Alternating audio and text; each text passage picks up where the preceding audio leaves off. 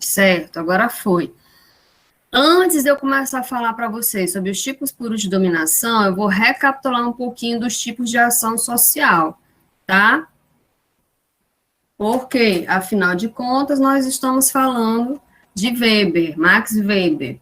E além de Weber ser considerado um dos precursores da sociologia, ele também foi muito utilizado, e ainda é, pela administração, pelos recursos humanos, né, no direito, porque ele criou uma teoria, né, que a gente chama de teoria burocrática, e no direito ele fala muito a respeito dessa racionalização burocrática.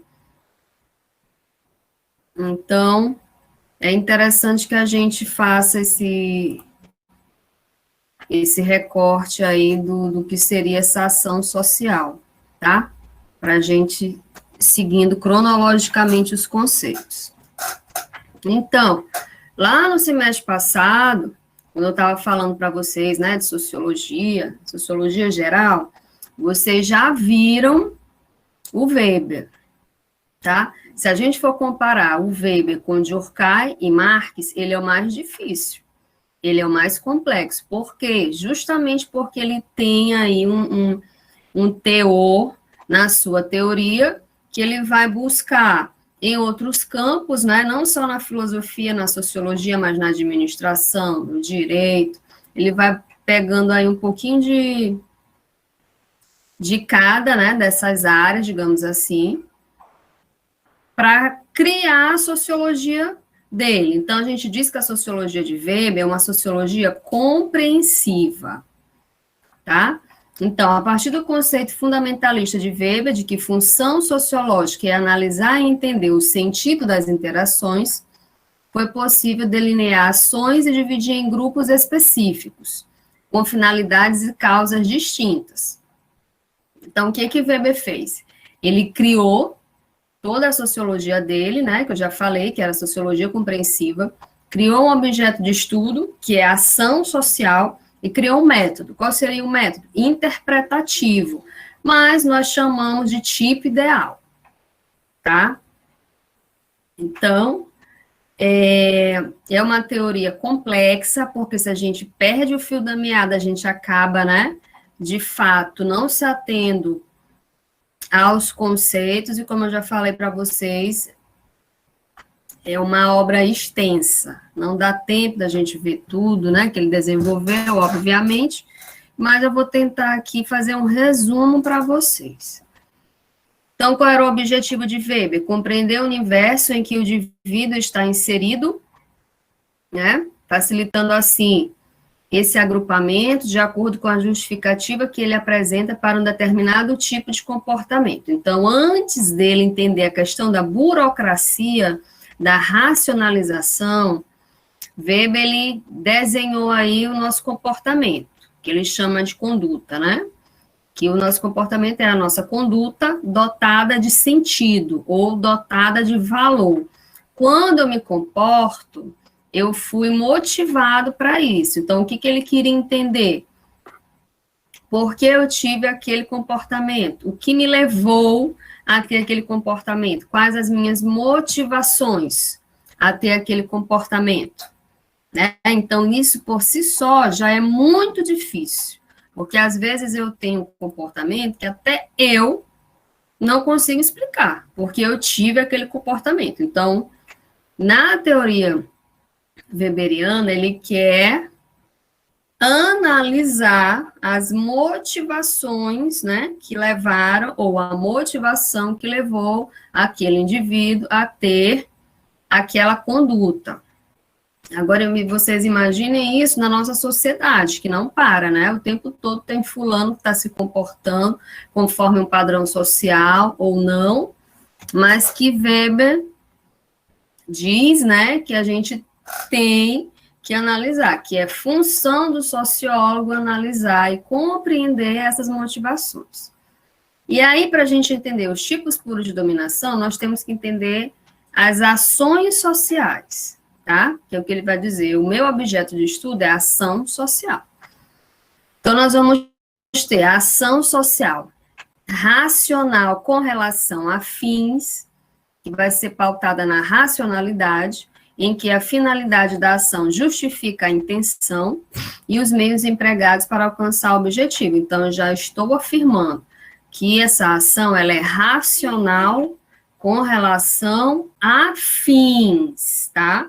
Então, o que vai prevalecer aí? A racionalidade, em que a finalidade da ação justifica a intenção e os meios para alcançar o objetivo. Então, é aquela ação que é racional, que busca um fim.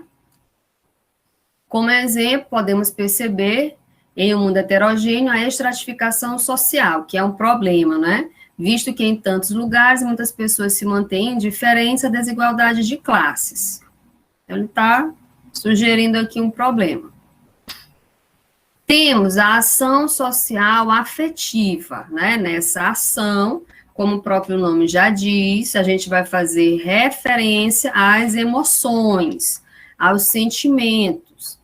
Nesse tipo de ação, os sentimentos, eu botei alguns, esperança, ciúme, inveja, né? Medo, paixão, vingança, são a engrenagem motivacional, tanto positiva quanto negativamente, e corresponde a que o indivíduo, agente, né, sente pelo outro. Não é agente, né, é o agente, o indivíduo, sente pelo outro.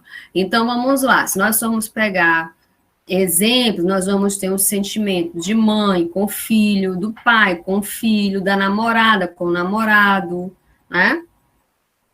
Vamos ter essa questão do relacionamento. Quando você não aceita o fim do relacionamento, isso pode levar até, né, as últimas consequências, que são os crimes de feminicídio. Quem está chegando aqui?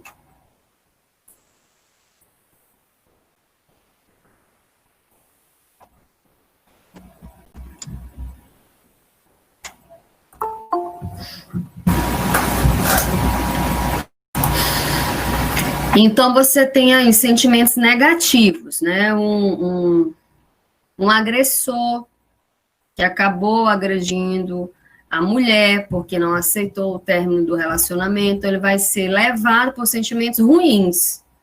Ele pode até dizer que foi levado por paixão, por amor, né? Mas nós sabemos que não. Então, você vai ter aí ciúme, você vai ter vingança, você vai ter sentimentos negativos. Todos os nossos comportamentos que tem aí essa questão dos sentimentos, o Weber diz que é a ação social afetiva. Agora, lembre-se, sentimentos positivos e negativos. Eu dei um exemplo de um crime, mas eu poderia colocar outra coisa, um casamento, né? Que você tem aí um misto de sentimentos positivos. E aí nós vamos para a ação social tradicional, que aqui a gente vai ter arraigado o quê? Os valores. São ensinamentos repassados, de geração em geração, que criam uma forte introjeção de valores que são baseados em hábitos, costumes e tradições familiares, oriundos do meio em que se vive.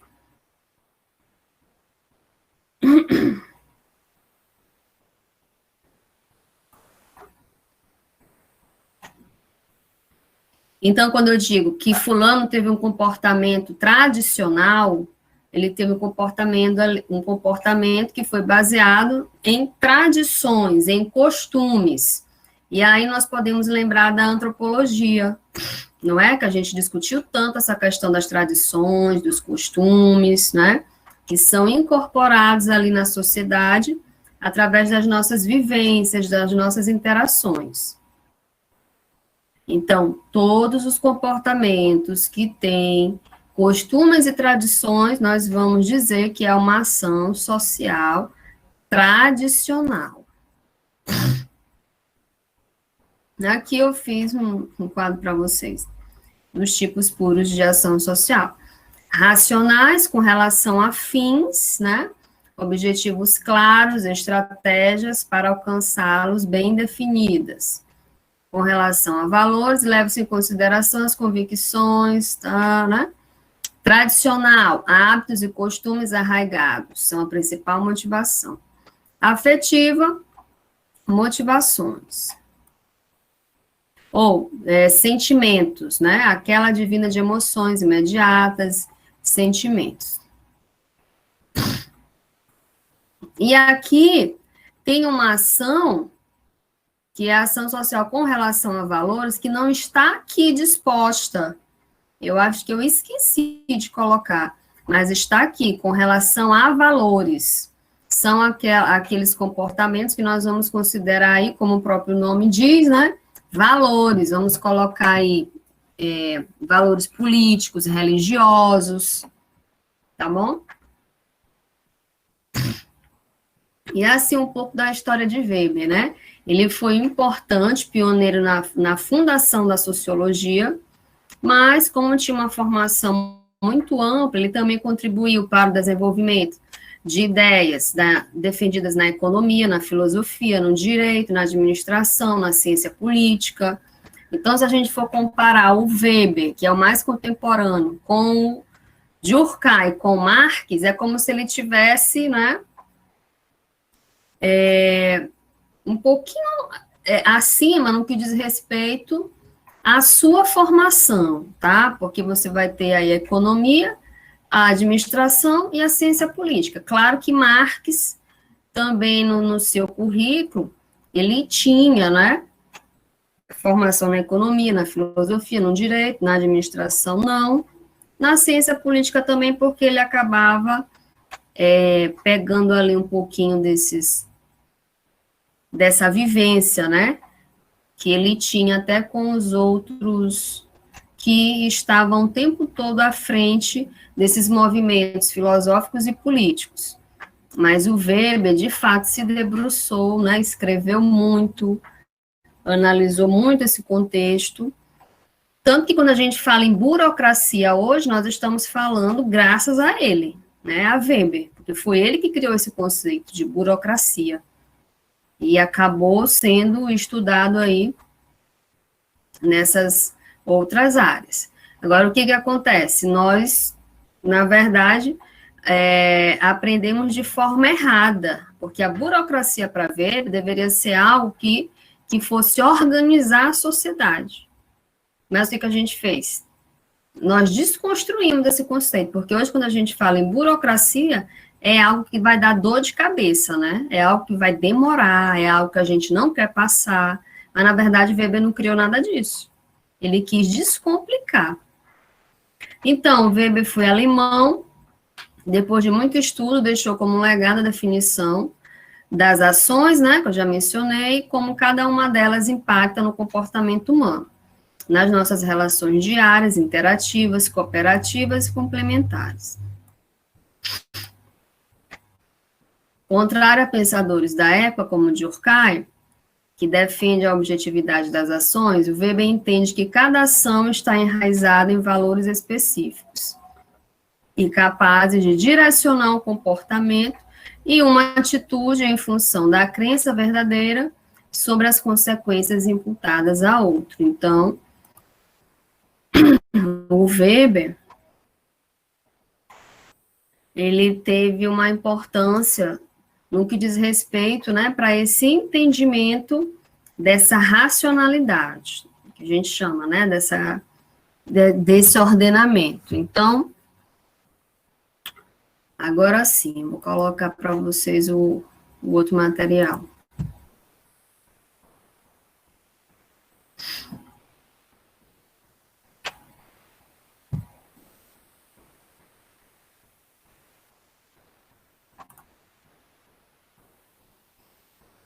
E aí, depois da gente analisar todas essas ações sociais, né, que primeiro a gente tem que entender, para Weber, a sociedade é algo muito complexo, porque para ele a gente vai analisar as nossas interações, os nossos comportamentos, né, então Weber ele vai entender o que seria essa dominação e essa subordinação que o indivíduo tem com relação a outro.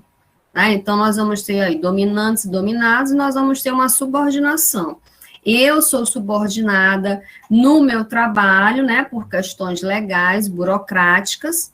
Então, se a gente for pegar a Facam enquanto instituição, é hierárquica, né? Porque você vai ter ali a direção acadêmica, a direção financeira, a direção pedagógica, professor, coordenador.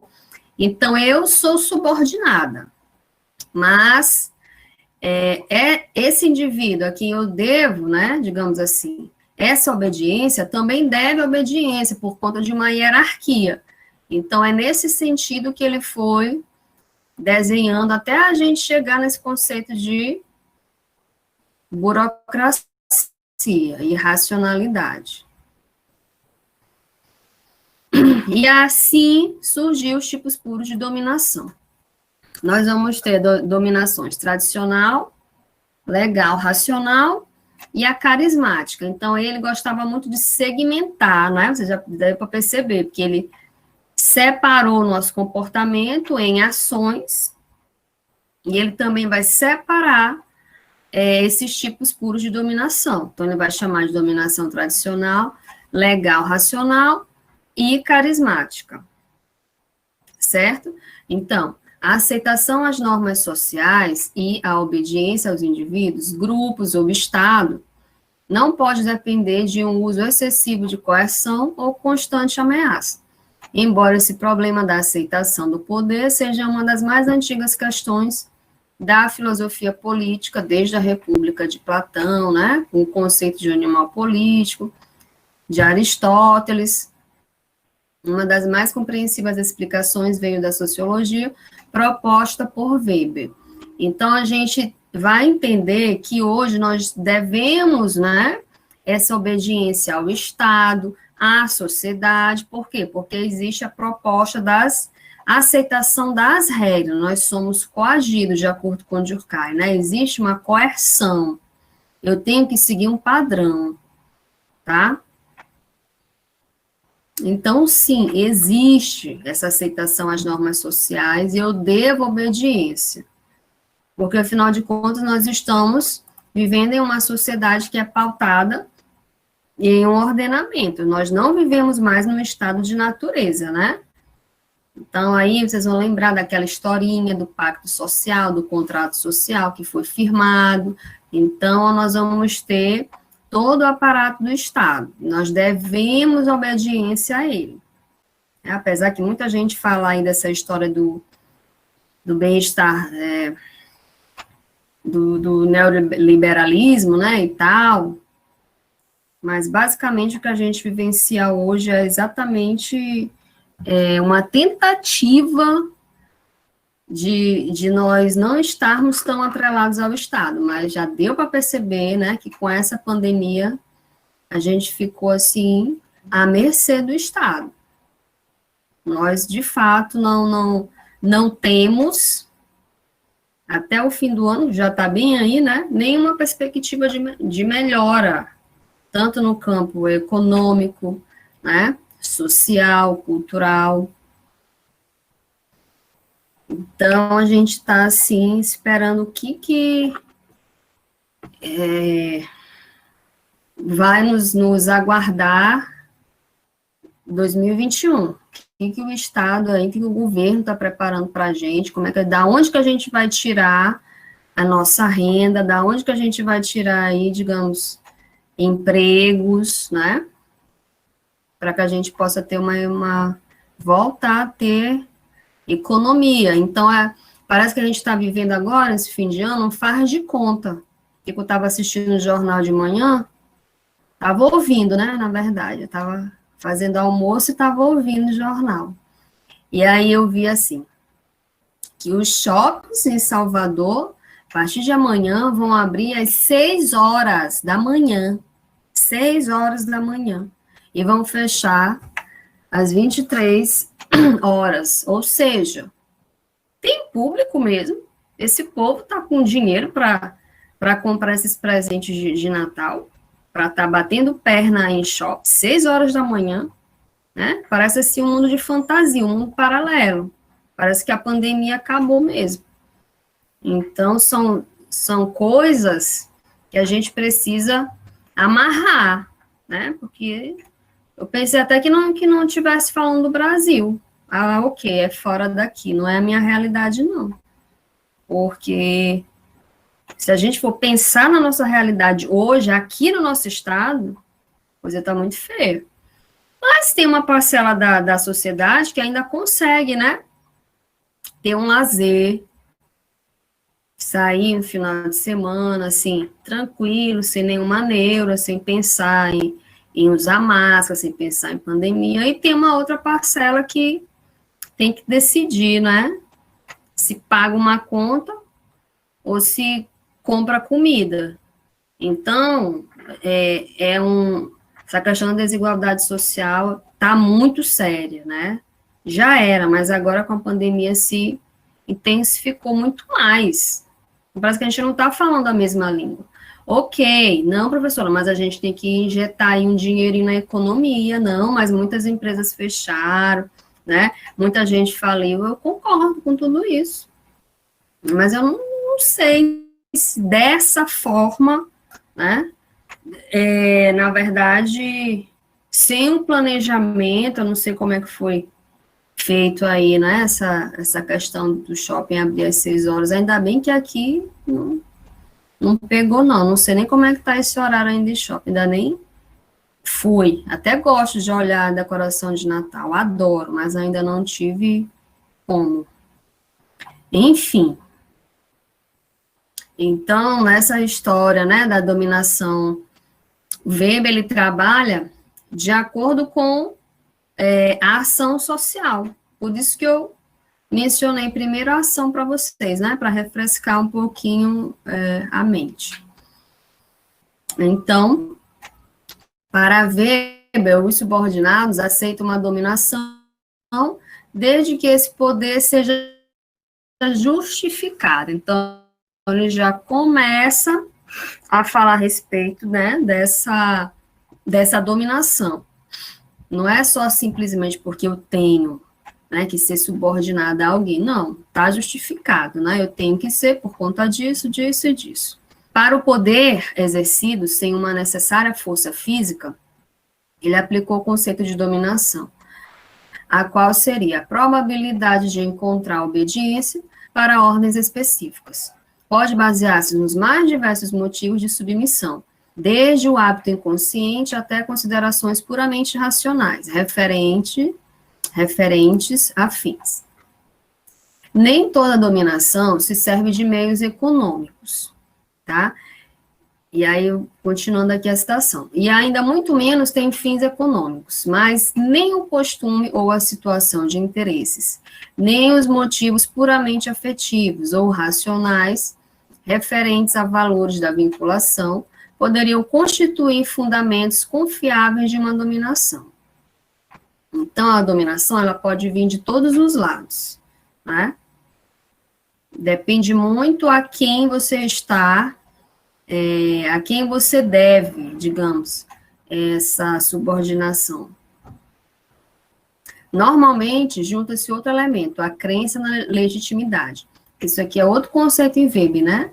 Em Weber, que é legitimidade, que ele fala burocracia, legitimidade, racionalização. Para demonstrar como era exercida a dominação, ele delineou 3 tipos de dominação legítima, os 3 tipos puros. Então, nós temos a legitimação de caráter racional, tá? Que ela vai ser baseada na crença da legitimidade das ordens instituídas e do direito de mando daqueles que, em virtude dessas ordens, estão nomeados para exercer a dominação, que é a dominação legal. Eu vou ler e depois eu vou explicar. Temos a legitimação de caráter tradicional, que vai ser baseada, né, na crença cotidiana, na santidade das tradições vigentes, desde sempre, e na legitimidade daqueles que, em virtude dessas tradições, representam a autoridade, a dominação tradicional. Lembram que tem uma ação tradicional? Pois é. Temos a legitimação de caráter carismático, né, que é a dominação carismática. Essa aqui vai ser baseada no carisma, né, que o líder tem. Então, você tem um líder político, um líder religioso. Na verdade, o líder, ele tem que ter um carisma. Se a gente for pensar entre os filósofos, nós tínhamos muitos, né? Porque eles tinham o dom da oratória. Então, Sócrates, por exemplo, né?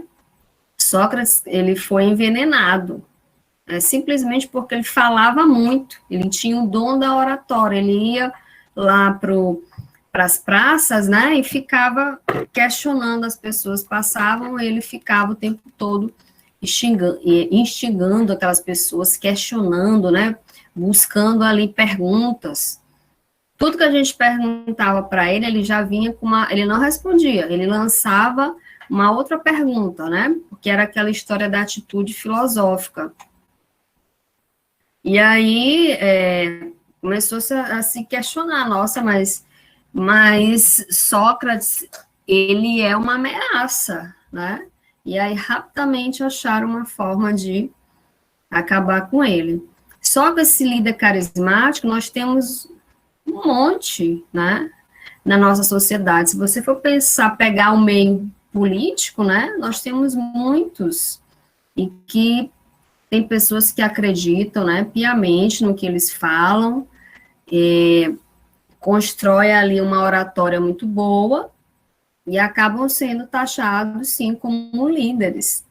Então, baseado na veneração extracotidiana da santidade, do poder heróico, ou do caráter exemplar de uma pessoa e das ordens por esta reveladas ou criadas. Qualquer um pode ser um líder carismático? Pode, desde que ele tenha uma predisposição, né, a falar bem, a saber utilizar as palavras, né, a ter realmente uma forte tendência a persuadir aquelas pessoas. Hoje nós já temos cursos, né, que formam líderes, grandes líderes, mas teve um período aí na história, discutido muito pela administração e pelos recursos humanos, que era a história assim, o líder já nasce pronto ou ele pode ser moldado? Né? E aí, alguns teóricos ficavam, não, o líder nasce pronto, né? E uma outra vertente dizia, não, a gente pode sim moldar um líder, construir um líder. E é verdade, nós podemos, né? Porque se a gente for pegar os exemplos de líderes políticos, muitos foram montados ali, né? Construídos rapidamente para conseguir um lugarzinho ao sol na política, conseguir ser inserido aí, né? Nesse jogo político. E outros não, de fato, já nascem com essa qualidade. Mas se nós formos pensar nas empresas, né, nas grandes empresas hoje, empresas bacanas, multinacionais, elas contam com esses líderes, né, que gerenciam aí grandes equipes, justamente já porque eles têm essa capacidade, né, essa competência de saber se expressar bem, né, e de motivar, porque além de tudo tem que motivar. Não basta só ter o dom da oratória, que eu posso ficar falando aqui para vocês a tarde toda, né? Mas vocês têm que tirar alguma coisa das minhas palavras. Então, na história, nós temos muitos líderes, né? Religiosos, políticos, pessoas que são consideradas heróis, né? Justamente por conta desse carisma. Então, na tipologia de Weber, a legitimidade tradicional seria comum em organizações sociais patriarcais, né? Voltando para o tipo puro tradicional. Então, a gente pega essas organizações, né?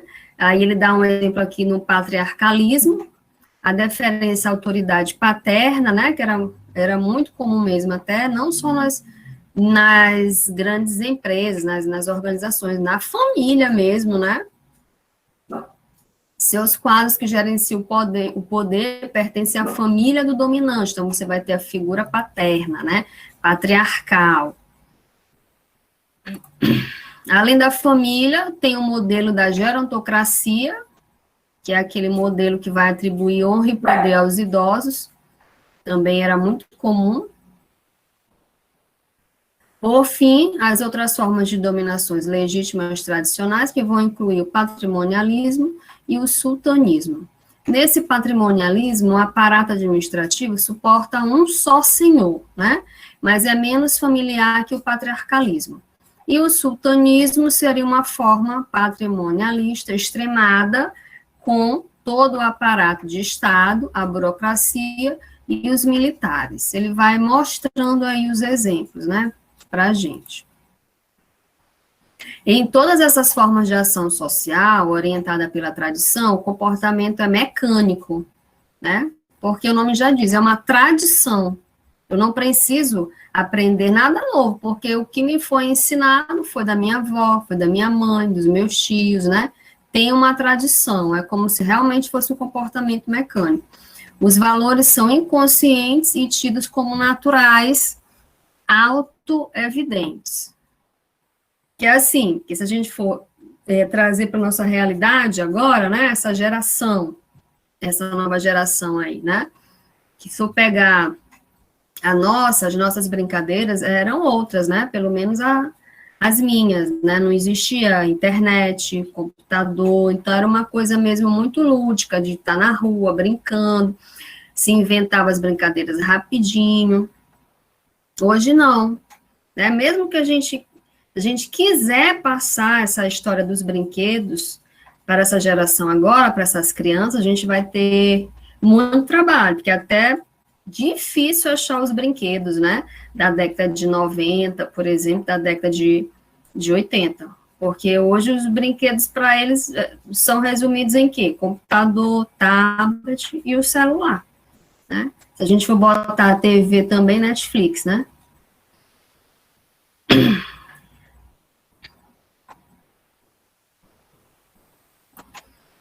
E essa dominação carismática, como eu já falei para vocês, né, é fundada nas emoções, nós temos os profetas, os heróis, os demagogos, que inspiram a confiança em seus seguidores e guiam as massas, né?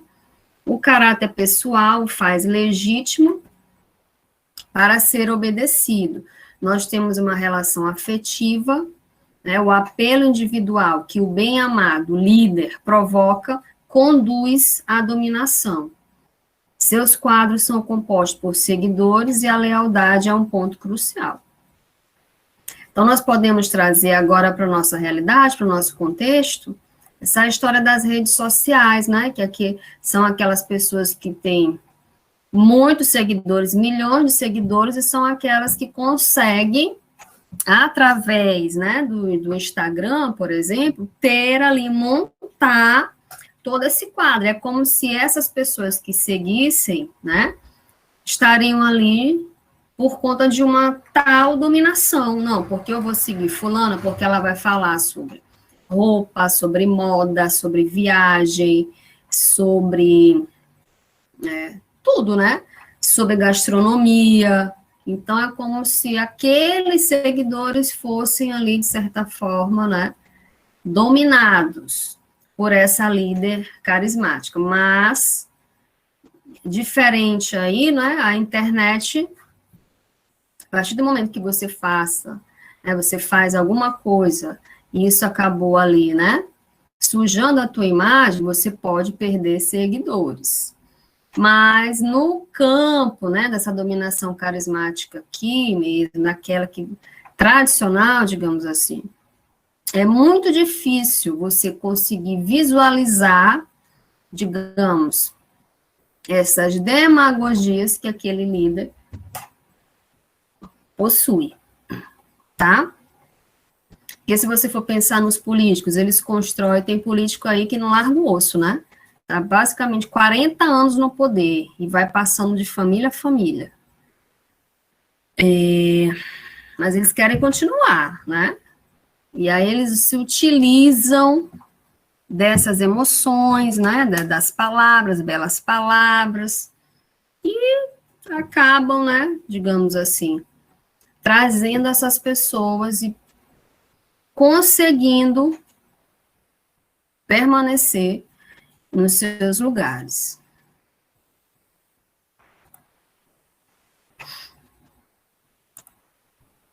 Como é difícil manter esse estado de excitação social por muito tempo, ocorre a rotinização do carisma, né? O líder ou seus sucessores passa a ser aceito e legítimo pelo que fez, ou acredita-se que fez, conforme o imaginário popular. No passado, né, tradição, ou porque suas leis passaram a ditar as regras do sistema. Então, às vezes, você tem um político, né, o pai, que já saiu de cena, você tem um filho, né, ou você tem um neto, ou você tem fulano na família que trabalha, né, tem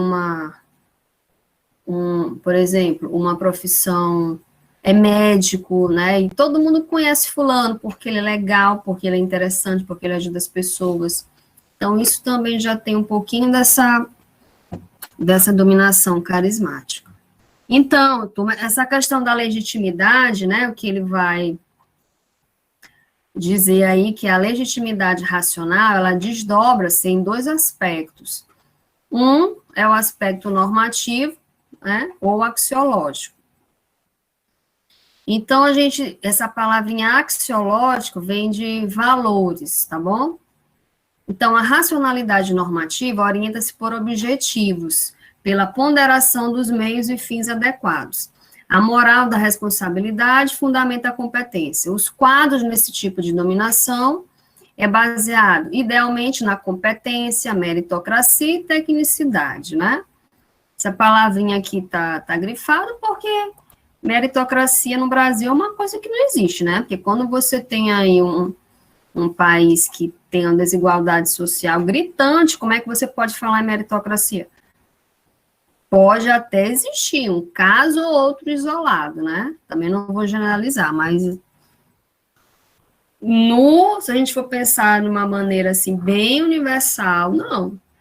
Né? Porque se você pegar como exemplo uma escola pública e uma escola privada, agora nesse contexto da pandemia, tem muita gente da escola pública que não tem nem um celular para assistir aula, né? Enquanto da escola privada tem toda uma ferramenta, né?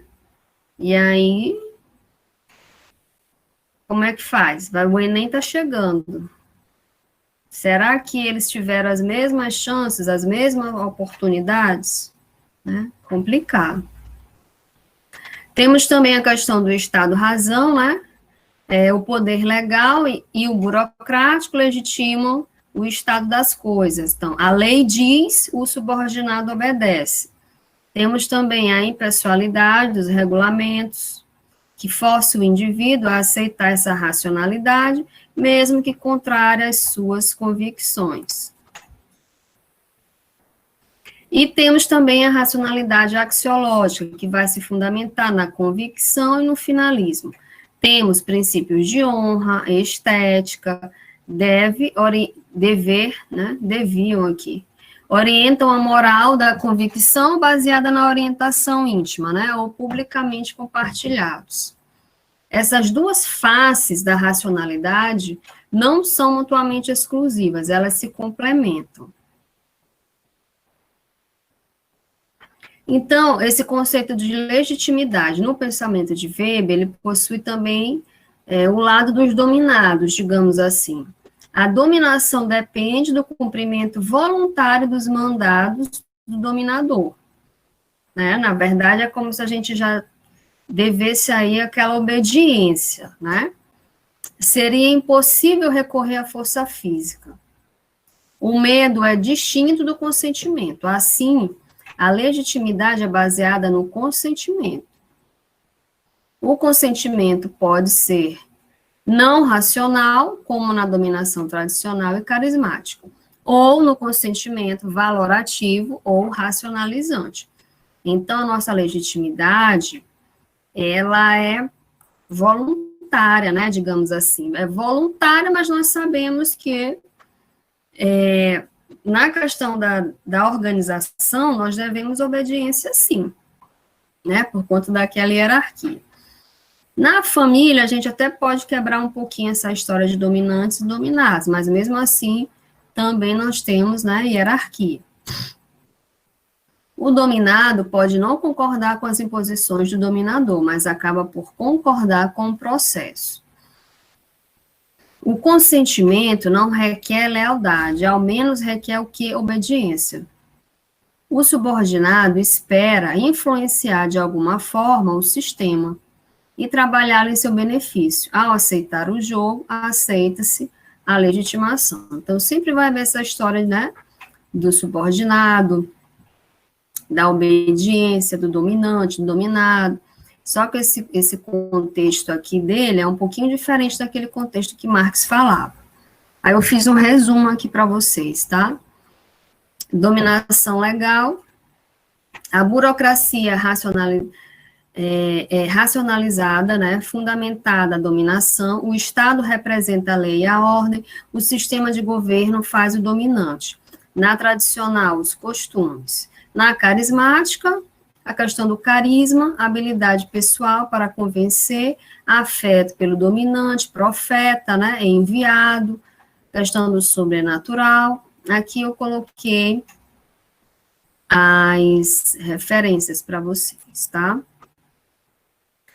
Então, assim, na nossa próxima aula, vai faltar, a nossa próxima aula, que é a última aula, eu vou falar sobre direito alternativo, e assim a gente vai fechar o nosso conteúdo, tá bom? Verdade, Deise, está cada vez pior a nossa situação. E agora, sim, para falar da atividade, né? A atividade, como vocês sabem, vale em 3 pontos. Eu coloquei 3 questões, uma sobre positivismo jurídico, outra sobre as escolas positivistas, e a outra sobre a objetividade para Durkheim.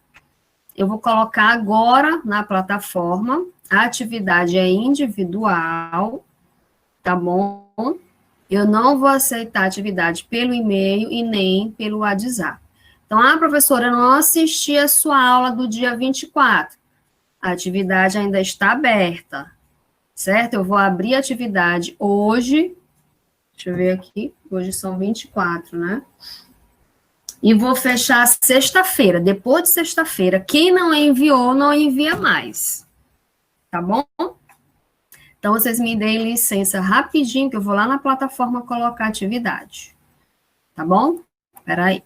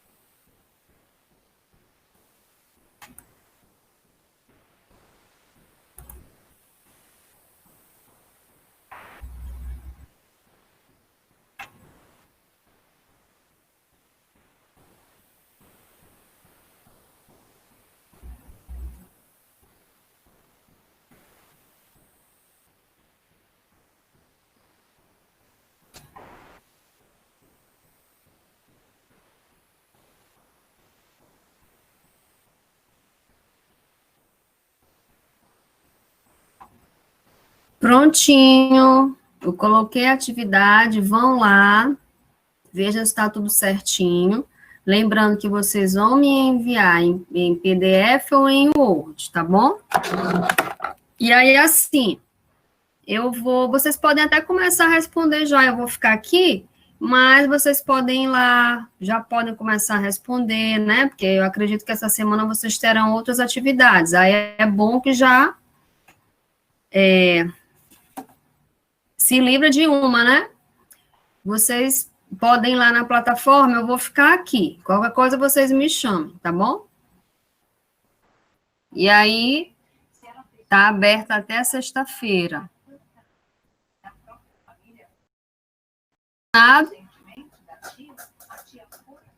Então tá bom. Boa tarde. Tchau.